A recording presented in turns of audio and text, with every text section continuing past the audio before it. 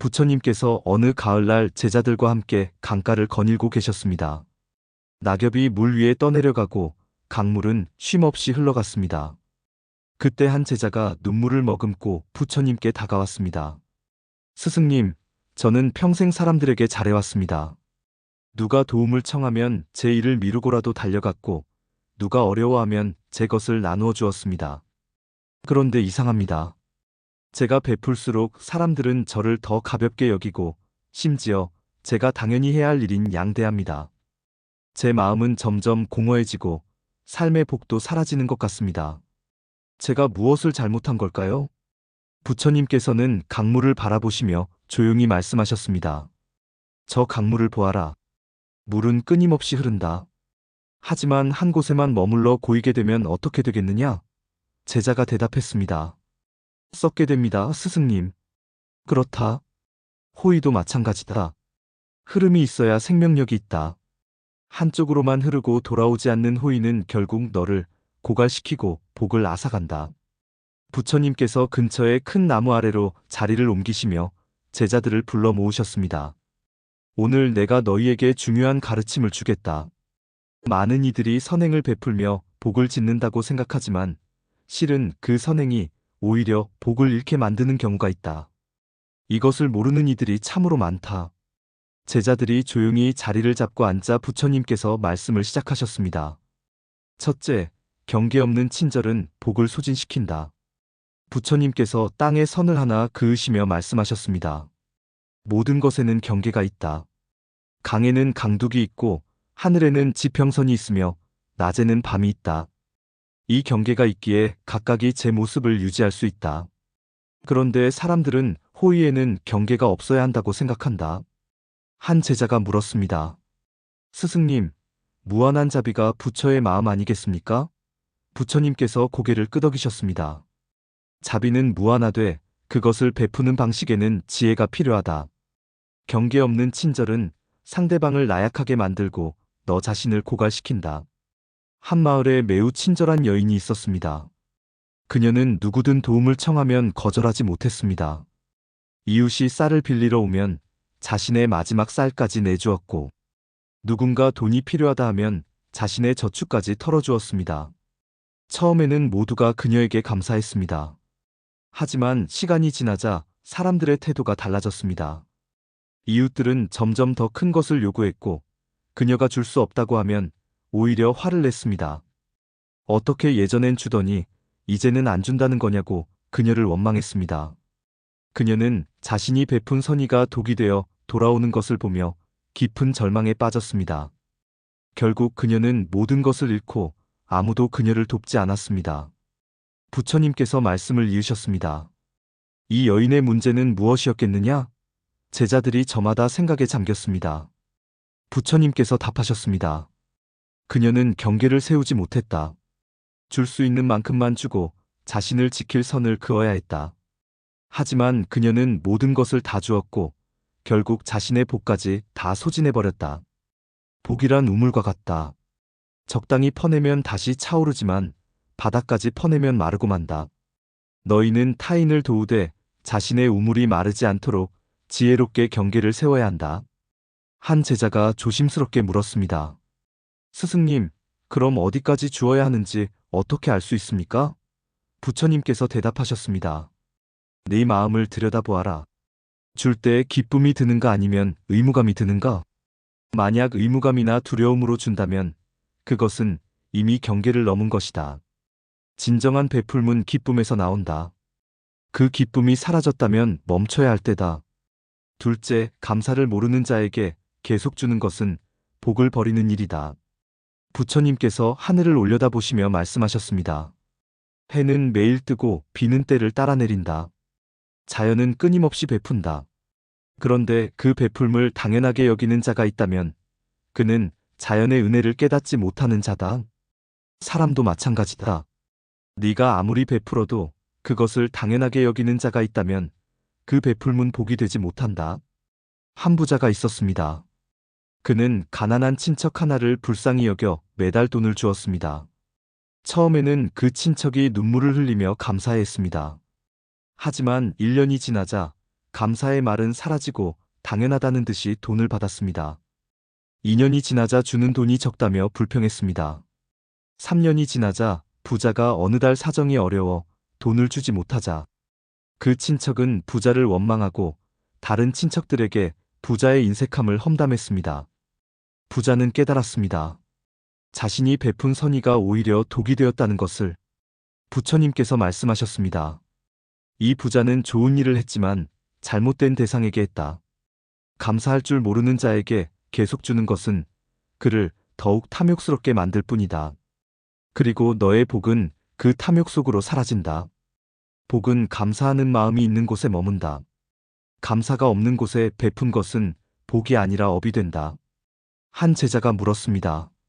스승님, 그렇다면 감사하지 않는 사람을 어떻게 알아볼 수 있습니까? 부처님께서 대답하셨습니다. 쉽다. 네가 한 번 주었을 때의 그의 반응과 10번 주었을 때의 반응을 비교해 보아라. 처음에는 감사하다가 나중에는 당연하게 여긴다면 그는 감사할 줄 모르는 자다. 그리고 네가 주지 않았을 때 그가 너를 원망한다면 즉시 그 관계에서 물러나야 한다. 셋째, 도움이 습관이 되면 복은 의무가 된다. 부처님께서 지팡이로 땅을 가리키시며 말씀하셨습니다. 씨앗을 심으면 싹이 트고 물을 주면 자란다. 하지만 매일 물을 주면 어떻게 되겠느냐? 뿌리는 스스로 물을 찾지 않게 되고 약해진다. 사람도 마찬가지다. 네가 누군가를 계속 돕다 보면 그 사람은 스스로 해결하는 법을 잊어버린다. 그리고 네 도움은 감사의 대상이 아니라 당연한 의무가 되어버린다. 한 어머니가 있었습니다. 그녀에게는 성인이 된 아들이 있었는데 그는 일을 하지 않고 어머니에게 의지해 살았습니다. 어머니는 불쌍한 마음에 계속해서 돈을 주고 밥을 차려주고 모든 것을 해결해 주었습니다. 세월이 흐르자 아들은 40이 되어도 혼자 아무것도 할 수 없는 사람이 되었습니다. 어느 날 어머니가 병으로 쓰러지자 아들은 어찌할 바를 몰라 했습니다. 밥 한 끼 제대로 차려 먹지 못하고 빨래조차 할 줄 몰랐습니다. 어머니는 병상에서 깨달았습니다. 자신의 과한 사랑이 아들의 인생을 망쳤다는 것을. 부처님께서 말씀하셨습니다. 이 어머니의 마음은 좋았다. 하지만 방법이 잘못되었다. 진정한 사랑은 물고기를 주는 것이 아니라 물고기 잡는 법을 가르치는 것이다. 네가 누군가를 계속 도와주면 그 사람은 약해지고 너는 점점 지친다. 그리고 너의 복은 그 관계 속에서 소진된다. 도움은 한때여야 한다. 영원한 도움은 의존을 낳고 의존은 복을 좀먹는다. 한 제자가 눈물을 흘리며 말했습니다. 스승님, 저는 제 친구를 10년 넘게 도와왔습니다. 하지만 그 친구는 여전히 제게 의지하고 스스로 일어서려 하지 않습니다. 제가 더 도와주어야 할까요? 부처님께서 고개를 저으셨습니다. 아니다. 이제는 멈춰야 한다. 10년 동안 도왔는데도 변하지 않았다면 그것은 너의 문제가 아니라 그의 선택이다. 네가 계속 도우면 그는 평생 일어서지 못할 것이고 너는 평생 그를 짊어지고 가야 한다. 진정 그를 위하는 길은 이제 그를 홀로 서게 하는 것이다. 넷째, 자신을 희생하는 선행은 복이 아니라 고통이다.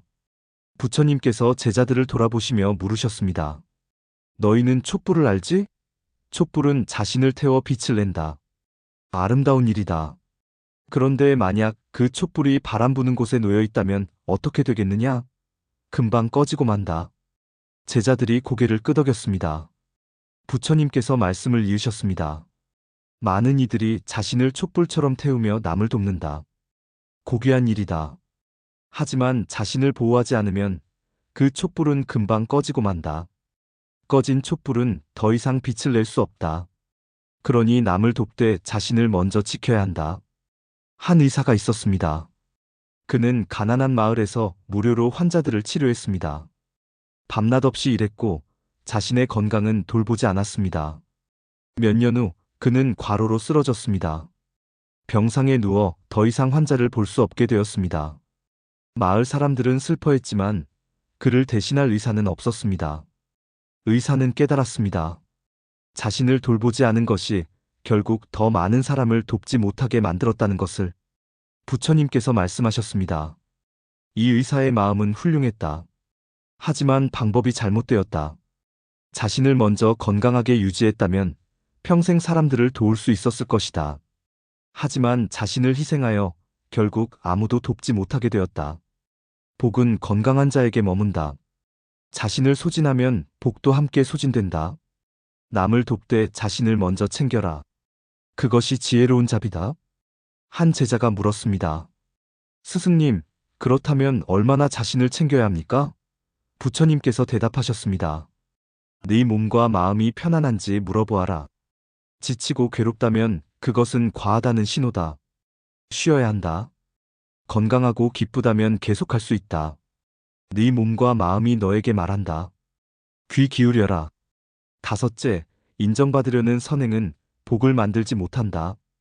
부처님께서 하늘의 구름을 가리키시며 말씀하셨습니다. 저 구름을 보아라. 비를 내릴 때 누구에게 인정받으려 하는가? 아무도 없다. 그저 자연스럽게 내릴 뿐이다. 진정한 선행도 그러해야 한다. 그런데 많은 이들이 선행을 하며 인정을 바란다. 한 부자가 절에 큰 돈을 시주했습니다. 그는 자신의 이름을 크게 새긴 비석을 세워달라고 요구했습니다. 스님이 말했습니다.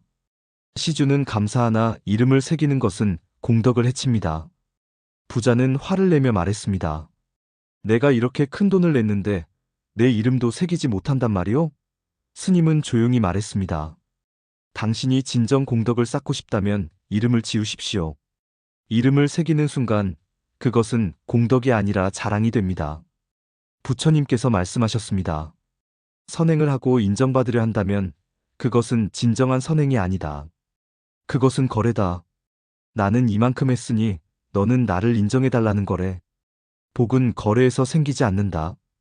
복은 순수한 마음에서만 생긴다. 인정받으려는 선행은 복을 만들지 못한다. 오히려 교만을 낳고 실망을 낳는다. 한 제자가 고백했습니다. 스승님, 저는 사람들이 저를 좋은 사람이라고 칭찬해 주길 바라며 선행을 했습니다. 그런데 칭찬을 듣지 못하면 화가 나고 서운했습니다. 부처님께서 부드럽게 말씀하셨습니다. 그것은 선행이 아니라 인정받고 싶은 욕망이었다. 욕망에서 나온 행동은 복을 만들지 못한다. 이제부터는 아무도 모르게 선행을 해보아라. 칭찬도 인정도 기대하지 말고. 그때 비로소 진정한 복이 너에게 올 것이다. 여섯째, 받을 줄 모르는 자는 복을 쌓을 수 없다. 부처님께서 손을 펴 보이시며 말씀하셨습니다. 너희는 주는 것만 생각하는가? 받는 것도 중요하다. 주기만 하고 받지 않으면 균형이 깨진다. 복은 순환 속에서 자란다. 주고받고 주고받는 그 흐름 속에서 복이 커진다. 한 농부가 있었습니다. 그는 매년 풍작을 거두었지만 이웃들에게 모두 나누어 주었습니다. 자신은 먹을 것이 없어도 이웃을 먼저 챙겼습니다. 어느 해 흉년이 들었습니다. 농부는 도움이 필요했지만 누구에게도 부탁하지 못했습니다. 평소 자신은 받지 않고 주기만 했기 때문입니다. 결국 그는 굶주림 속에서 깨달았습니다. 받을 줄도 알았어야 했다는 것을. 부처님께서 말씀하셨습니다. 이 농부는 선한 사람이었다. 하지만 불완전했다. 주는 것만 알고 받을 줄 몰랐다. 진정한 지혜는 주고받는 균형을 아는 것이다. 네가 항상 주기만 하면 사람들은 너에게 줄 기회를 잃는다. 그리고 너는 고갈되고 만다. 때로는 받아라. 그것이 상대에게는 줄 기회가 되고 너에게는 채워지는 시간이 된다. 한 제자가 어렵게 말했습니다. 스승님, 저는 남에게 신세 지는 것이 싫습니다. 항상 제가 베풀고 싶습니다. 부처님께서 고개를 저으셨습니다. 그것은 교만이다. 네가 주기만 하려는 것은 네가 우월하다고 생각하기 때문이다. 진정으로 겸손하다면 받을 줄도 알아야 한다. 상대방의 호의를 받아들이는 것도 그들을 존중하는 일이다. 거절하는 것이 미덕이 아니다. 감사히 받는 것이 진정한 미덕이다. 일곱째, 경계를 침범하는 친절은 해가 된다. 부처님께서 담장을 가리키시며 말씀하셨습니다. 집집마다 담장이 있다. 그 담장이 있기에 각자의 공간이 존중된다. 만약 담장을 넘어 남의 집에 함부로 들어간다면 그것은 친절이 아니라 침범이다. 호의도 마찬가지다. 상대가 원하지 않는데 계속 베푼다면 그것은 폭력이 된다. 한 여인이 있었습니다. 그녀는 친구를 매우 아꼈습니다. 친구가 힘들어 보일 때마다 찾아가 위로하고 도왔습니다. 그런데 친구는 점점 그녀를 피하기 시작했습니다. 여인은 이해할 수 없었습니다. 나는 친구를 위해 최선을 다했는데 왜 나를 피할까? 나중에 친구가 말했습니다. 네 마음은 고마웠어. 하지만 나는 가끔 혼자 있고 싶을 때가 있었어. 네가 계속 찾아오고 계속 도우려 하니 숨이 막혔어. 내 친절이 부담스러웠어. 부처님께서 말씀하셨습니다. 이 여인은 잘못이 없었다. 다만 상대의 경계를 존중하지 못했을 뿐이다. 친절은 상대가 원할 때 베푸는 것이다. 상대가 원하지 않는데 계속 준다면 그것은 상대를 불편하게 만든다. 진정한 자비는 상대의 공간을 존중하는 것이다. 가까이 다가가되 너무 가까이 가지 않는 지혜. 한 제자가 물었습니다. 스승님, 그렇다면 어떻게 경계를 알 수 있습니까? 부처님께서 대답하셨습니다. 상대의 반응을 보아라. 네 호의에 감사해야 하는가 아니면 불편해 하는가? 편안해 하는가? 아니면 피하려 하는가? 상대의 신호를 읽는 것이 지혜다. 여덟째, 조건 없는 사랑은 아름답지만 한계가 있다. 부처님께서 나무를 가리키시며 말씀하셨습니다. 저 나무를 보아라. 누구에게나 그늘을 준다. 조건 없이. 아름다운 일이다. 하지만 그 나무도 한계가 있다. 뿌리가 닿는 만큼만 물을 얻고 가지가 뻗은 만큼만 그늘을 만든다. 무한한 것처럼 보이지만 한계 안에서 베푼다. 사람도 마찬가지다. 조건 없이 사랑하되 내 한계를 알아야 한다. 한 성자가 있었습니다. 그는 모든 사람을 조건 없이 사랑했습니다. 찾아오는 모든 일을 받아들이고 도왔습니다. 밤낮 없이 사람들을 만났습니다. 어느 날 그는 쓰러졌습니다. 너무 많은 사람을 만나고 너무 많이 주어 몸과 마음이 병들었습니다. 제자들이 슬퍼하며 말했습니다. 스승님은 조건 없이 사랑하셨는데 왜 이렇게 되셨습니까? 성자는 미소 지으며 말했습니다. 조건 없는 사랑도 한계 안에서 이루어져야 한다는 것을 배웠다. 나는 내 한계를 몰랐다. 부처님께서 말씀하셨습니다. 이 성자는 고귀했다. 하지만 완전하지 못했다. 조건 없이 사랑하되 자신의 한계를 알고 그 안에서 베풀어야 한다. 한계를 모르고 베푸는 것은 결국 자신을 파괴하고 더 이상 사랑할 수 없게 만든다. 지혜로운 사랑은 지속 가능한 사랑이다. 한 제자가 물었습니다. 스승님, 제 한계를 어떻게 알 수 있습니까? 부처님께서 대답하셨습니다. 네 몸과 마음이 말해준다. 지치는가? 화가 나는가? 억울한가? 그렇다면 한계를 넘은 것이다. 기쁜가? 평화로운가? 충만한가? 그렇다면 아직 여유가 있다. 내 내면의 소리에 귀 기울여라. 아홉째, 변하지 않는 자에게 계속 베푸는 것은 복을 낭비하는 일이다. 부처님께서 땅을 가리키시며 말씀하셨습니다. 씨앗을 돌에 심으면 싹이 트겠느냐? 아무리 물을 주어도 돌에서는 싹이 트지 않는다. 비옥한 땅에 씨를 뿌려야 열매를 맺는다. 사람도 마찬가지다. 변할 마음이 없는 자에게 아무리 베풀어도 소용없다. 한 스승이 게으른 제자를 가르쳤습니다. 몇 년을 가르쳤지만 제자는 변하지 않았습니다. 매번 같은 실수를 반복하고 같은 잘못을 저질렀습니다. 스승은 지치지 않고 계속 가르쳤습니다. 10년이 지나도 제자는 그대로였습니다. 스승은 깨달았습니다. 이 제자는 변할 마음이 없다는 것을, 스승이 아무리 노력해도 제자가 변하려 하지 않으면 소용없다는 것을 부처님께서 말씀하셨습니다. 이 스승의 노력은 훌륭했다. 하지만 방향이 잘못되었다. 변할 의지가 없는 자에게 시간과 에너지를 쏟는 것은 복을 낭비하는 일이다. 그 시간에 변하고자 하는 다른 일을 도왔다면 더 많은 일을 구할 수 있었을 것이다. 자비는 무분별함이 아니다. 지혜로운 분별이 필요하다. 한 제자가 물었습니다. 스승님, 그렇다면 몇 번을 도와본 후 포기해야 합니까? 부처님께서 대답하셨습니다. 정해진 횟수는 없다. 다만 상대가 변하려는 의지를 보이는지 보아라. 의지가 있다면 100번이라도 도와라. 하지만 의지가 없이 계속 의존만 한다면 3번이면 충분하다. 의지를 보라. 그것이 기준이다. 열째, 복은 균형에서 자란다. 부처님께서 양손을 펴 보이시며 말씀하셨습니다. 한쪽 손에만 무게를 실으면 어떻게 되겠느냐? 불균형하고 결국 쓰러진다. 삶도 마찬가지다. 주기만 하면 불균형해진다. 받기만 해도 불균형해진다. 균형이 있을 때 복이 자란다. 한 노인이 있었습니다. 그는 평생 베풀기만 했습니다. 자식들에게 모든 것을 주고 이웃들을 도왔습니다. 자신은 남루한 옷을 입으며 살았습니다. 말년에 그는 외로웠습니다. 아무도 그를 찾지 않았습니다. 자식들은 당연하게 여겼고 이웃들은 그가 도움이 필요 없는 사람이라 생각했습니다. 노인은 깨달았습니다. 균형을 잃었다는 것을, 주기만 하고 받지 않아 관계가 일방적이 되었다는 것을. 부처님께서 말씀하셨습니다. 이 노인은 선했다. 하지만 지혜롭지 못했다. 복은 주고받음의 균형에서 자란다. 한쪽으로만 흐르면 고이고 썩는다. 물이 흘러야 막듯이 복도 순환해야 막다. 주대받을 줄도 알고 받되 감사할 줄도 알아야 한다. 그것이 복이 자라는 길이다. 제자들이 모두 고개를 숙였습니다. 부처님의 말씀이 가슴 깊이 와닿았기 때문입니다.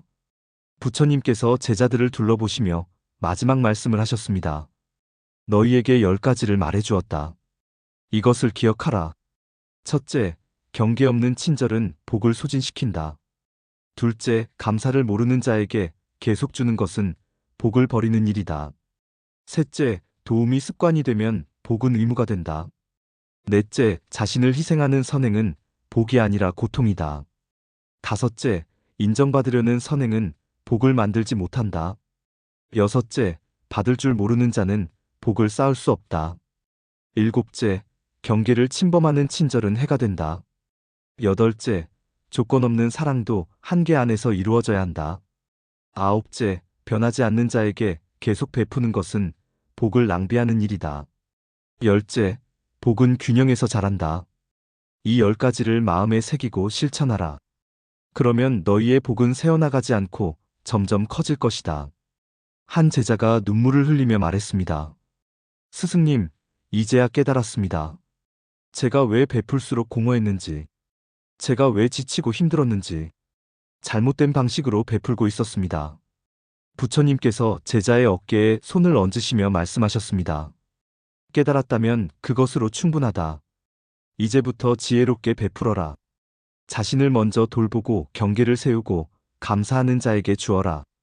그러면 너의 베풀문 복이 되고 그 복은 너와 함께 자랄 것이다. 다른 제자가 물었습니다. 스승님, 그렇다면 진정한 선행이란 무엇입니까? 부처님께서 하늘을 올려다보시며 말씀하셨습니다. 진정한 선행은 지혜와 자비가 함께하는 것이다. 자비만 있고 지혜가 없으면 맹목적이 되어 해를 입는다. 지혜만 있고 자비가 없으면 냉정해져 외롭게 된다.